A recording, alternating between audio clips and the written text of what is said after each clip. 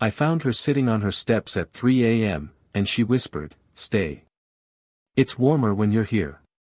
The night had a way of magnifying everything, the chill in the air, the quiet hum of distant traffic, and the subtle loneliness that crept into your bones when the city sleeps. I wasn't expecting anyone to be awake, certainly not at 3 in the morning. My own steps echoed faintly on the frost-kissed pavement as I wandered through the quiet streets, half lost in thought, half curious about the world that only existed in these hours. Then, I saw her. She was sitting on the front steps of a building, shoulders slightly hunched against the cold, a coat draped loosely around her frame. The dim light from the street lamp above painted her in gentle gold, highlighting the graceful curve of her neck, the soft line of her jaw, and the way her hands clutched at her knees as if holding herself together against the night. She didn't flinch when I approached. Instead, she simply looked up at me, her eyes calm and unguarded. For a moment, I hesitated. There was something quietly compelling about the scene, the stillness, the vulnerability, the soft exhale of a person alone in the world. My curiosity edged past caution, and I stepped closer. That's when she spoke. "Stay," she said softly, almost hesitantly. "It's warmer when you're here." The words were simple, almost fragile, but they carried a weight I couldn't ignore. Her voice, low and measured, seemed to vibrate with unspoken meaning, as if the night itself had lent it a gravity I wasn't expecting. I felt my own breath catch, not from the cold, but from the sudden intimacy of being invited into someone else's quiet, private moment. I moved to sit beside her on the cold steps, the sound of my jacket brushing against the rough stone the only noise for a long stretch. The air was crisp, biting at my cheeks, yet somehow, being near her felt warmer. Her shoulder brushed mine almost imperceptibly, and I felt a small thrill at the proximity, the simple, human contact that carried more meaning than any words could. The street was silent, save for the occasional distant hum of tires or the whisper of wind through the bare branches above. I noticed the faint scent of her perfume, subtle and floral, blending with the sharp night air. It was grounding, familiar in a way that unsettled me pleasantly. Her gaze lingered on me, calm, steady, and somehow inviting, as if daring me to cross the invisible line between stranger and confidant. I wanted to ask why she was out here at this hour, what had driven her into the quiet of the night, but her presence alone answered more than any words could.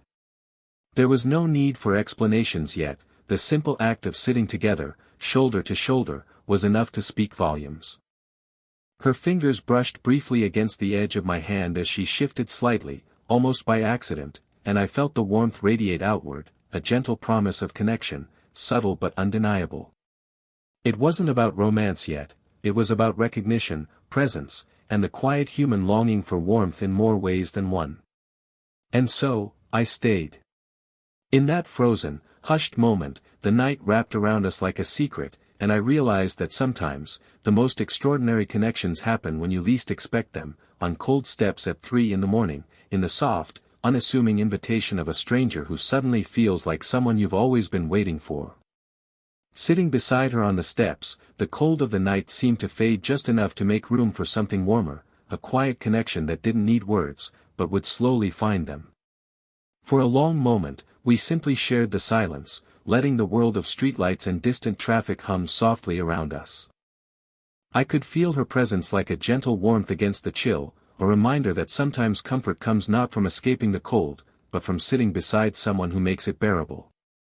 Finally, she spoke again, her voice a soft murmur against the night. "You weren't supposed to find me here," she said, a small, almost shy smile tugging at her lips. "I wasn't looking for anyone," I admitted, my own voice low, careful not to disturb the fragile quiet between us. "But I'm glad I did." There was a pause, the kind that stretches long enough to feel like it carries meaning.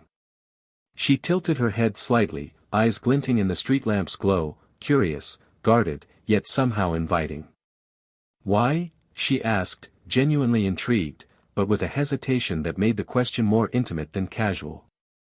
I shrugged, unsure how to explain the inexplicable pull that had drawn me to her steps, to this moment, to her.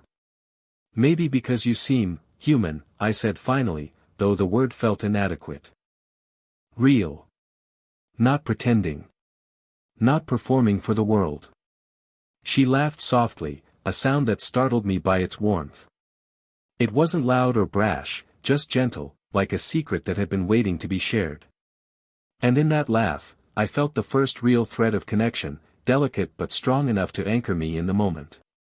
As the conversation began to unfold, it was small talk at first, mundane details about the city at this hour, the chill in the air, the faint hum of distant traffic, but even those casual exchanges carried weight.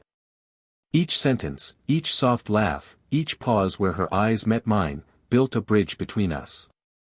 Her fingers occasionally brushed mine as she gestured, fleeting touches that seemed accidental but spoke volumes.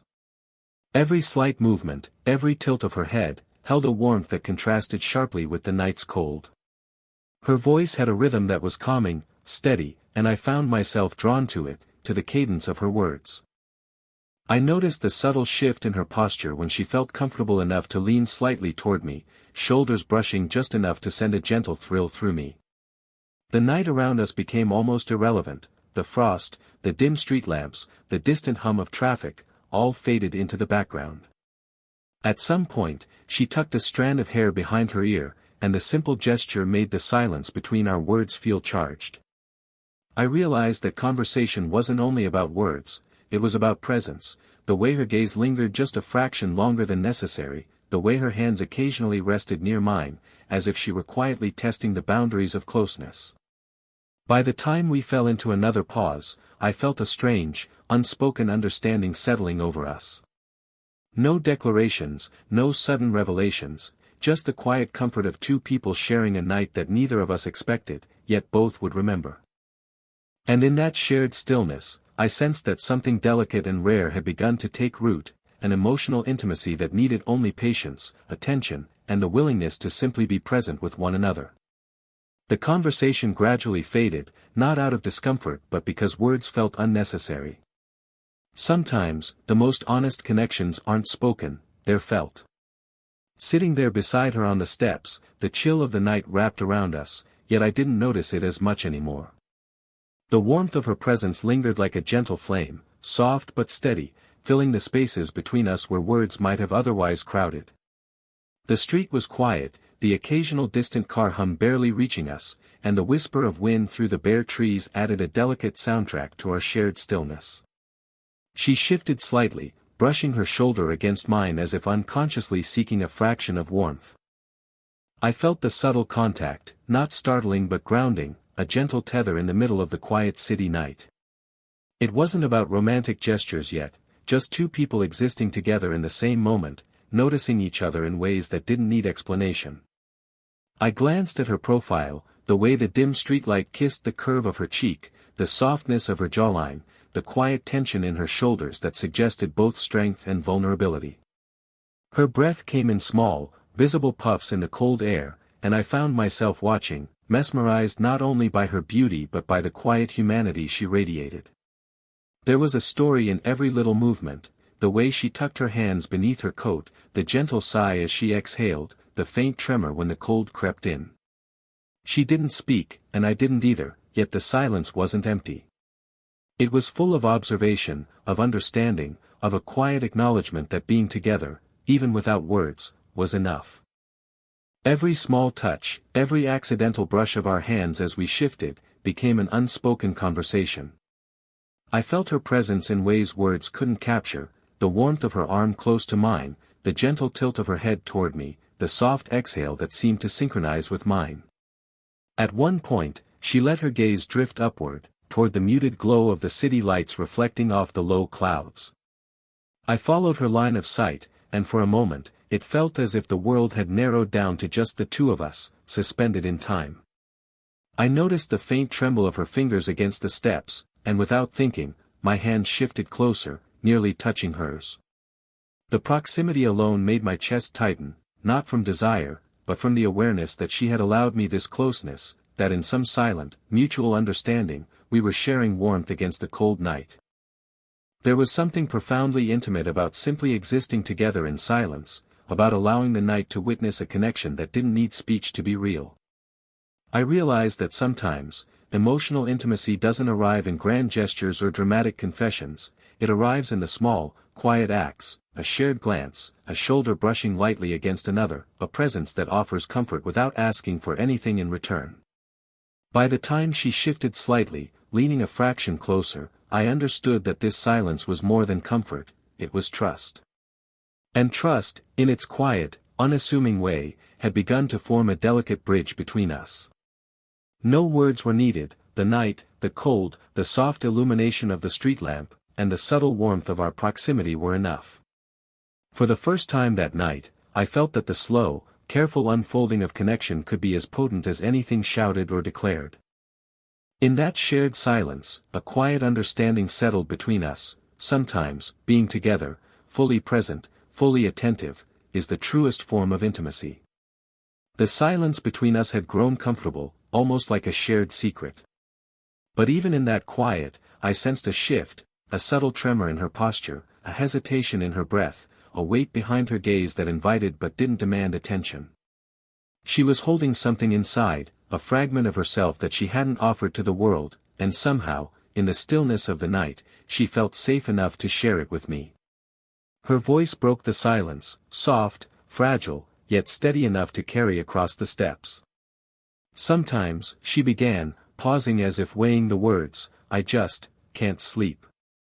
There's too much in my head, too many things I can't control.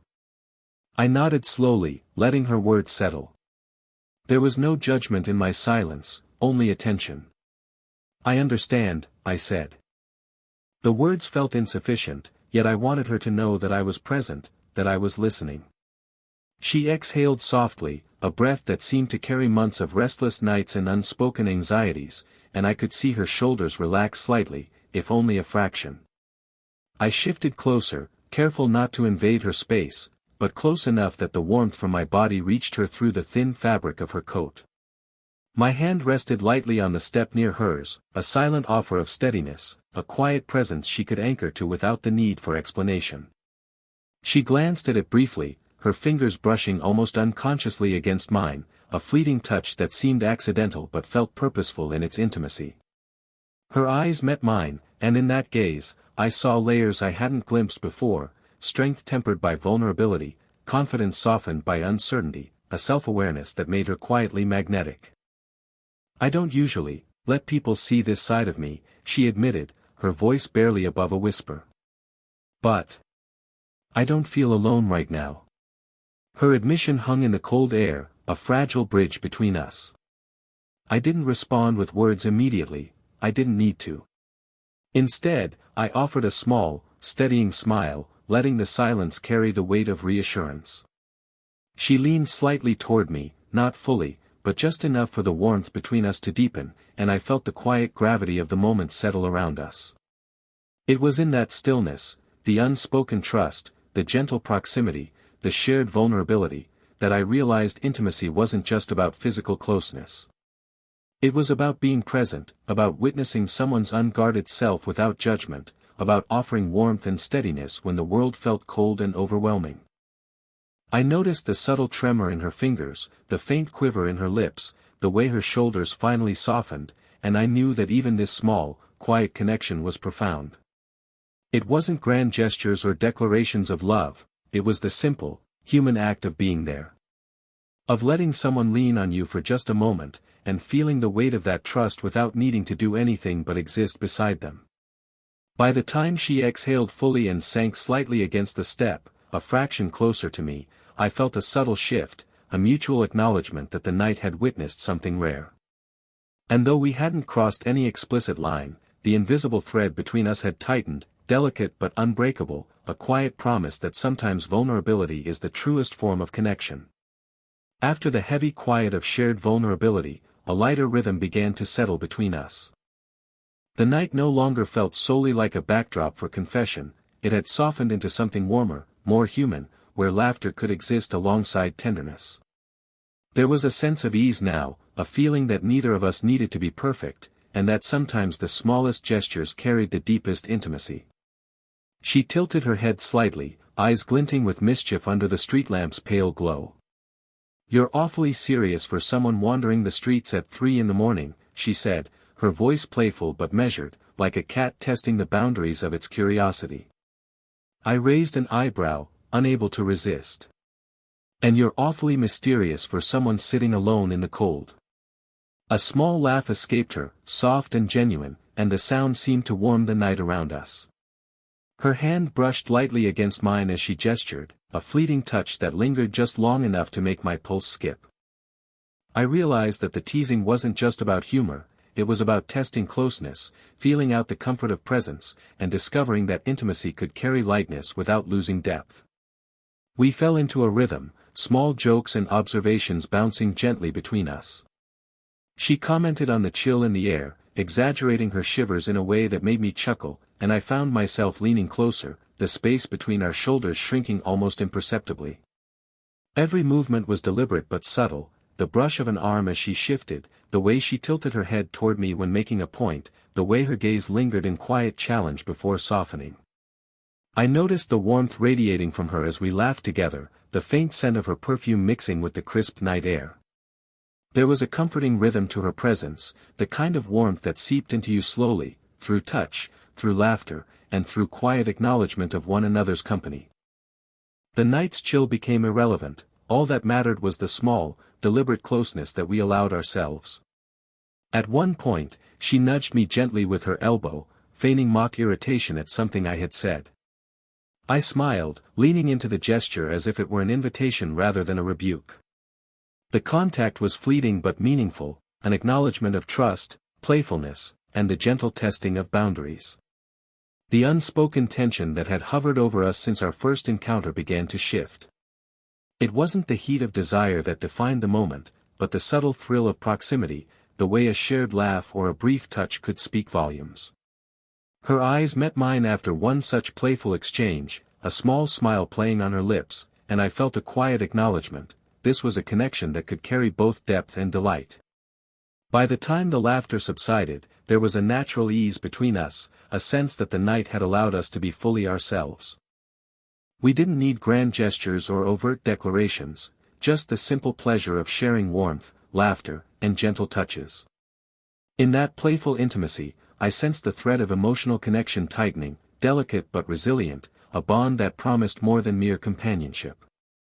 And for the first time that night, I realized that slow-burn connections aren't always about urgent longing, they are about discovering joy in each other's presence, teasing out warmth from small gestures, and letting laughter coexist with vulnerability in the quiet hours of the night. After the laughter and playful teasing, a subtle shift settled over us. The night had revealed warmth, humor, and gentle comfort, but now, in the quiet moments that followed, the weight of unspoken feelings pressed closer. There was a pause, a fragile space where the lightness of connection collided with something deeper, a stirring awareness that what we were sharing could mean more than either of us had dared to admit. She adjusted slightly on the step, her hand lingering near mine just long enough to make me conscious of it. I could feel the warmth radiating from her through the fabric of our coats, and for a moment, the cold of the night vanished completely. It was a subtle, human warmth, the kind that travels quietly through shared proximity, through fleeting touches, through the simple act of being near someone who matters. Her eyes met mine, steady but questioning. There was a hesitation there, a delicate pause that spoke volumes. She wasn't just curious, she was cautious, aware of boundaries, aware of the differences in our lives that might make any deeper connection complicated. And I, too, felt it, the tug of attraction mixed with the caution of experience, the awareness that what we were feeling was rare and fragile. I wanted to bridge the distance, to reach for her hand, to lean just slightly closer, but something made me hesitate. It wasn't fear of rejection, it was the quiet respect I felt for her, the knowledge that closeness must be offered and received, not demanded. My gaze softened, lingering on her face, tracing the line of her jaw, the curve of her lips, the subtle glint in her eyes that revealed both strength and vulnerability. "You're quiet now," she said, her voice barely above a whisper, breaking the stillness. "Thinking?" I smiled faintly, a small, private smile that carried more than words could. "Yes," I admitted. "Thinking about how strange it is to feel so connected to someone in just a few hours." Her lips curved in a gentle, almost shy smile. I was thinking the same thing, she said. Her fingers brushed against the step again, close enough that my own hand itched to close the gap, but we remained suspended in that delicate balance of proximity and restraint. The tension between us was no longer playful, it was electric in its subtlety. Every small movement, every glance, every soft exhale carried unspoken meaning. The night itself seemed to lean in, holding its breath as if aware of the fragile moment we were navigating. It wasn't a rush of passion, it was the quiet intensity of mutual recognition, of shared awareness that something significant was unfolding, quietly, deliberately, and with care.